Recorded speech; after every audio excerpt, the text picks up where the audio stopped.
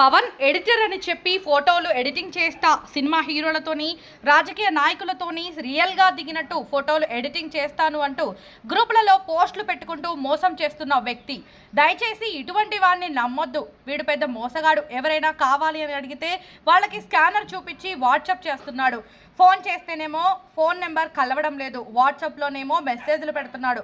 WhatsApp calling మాత్రమే చేస్తున్నాడు. డబ్బులు కొట్టించుకుంటాడు, తర్వాత ఫోన్ లేపడు, ఫోటోలు పంపడం లేదు.